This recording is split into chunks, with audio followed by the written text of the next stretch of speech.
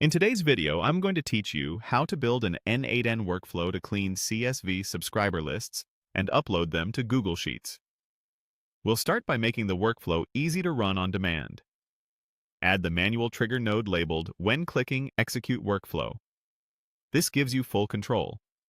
Whenever you click Execute, the whole process starts, making it perfect for periodic cleanups or ad hoc imports.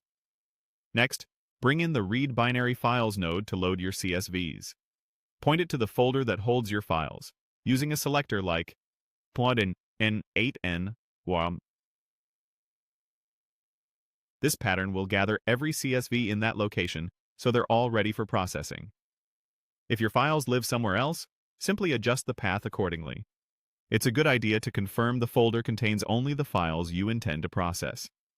To keep memory usage stable, add the Split in Batches node and set the batch size to 1.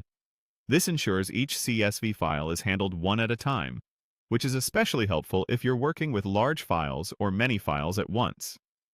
Now convert each selected file into workable data. Add the Read CSV node and set the format to CSV.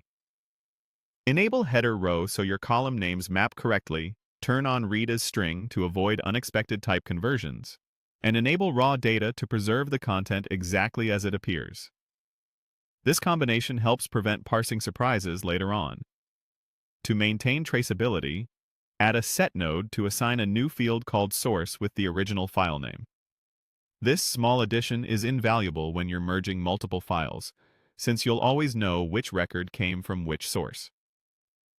Clean up duplicates by adding the Remove Duplicates node and selecting the user name field. This keeps only one record per user. If your data has inconsistent casing or extra spaces, make sure those are standardized upstream so the deduplication is accurate. Filter the dataset to keep only subscribers. Add a filter node and keep rows where subscribed equals true. This removes anyone who hasn't opted in, leaving you with a compliant, focused list. Organize the results with the Sort by Date node using the Date Subscribed field.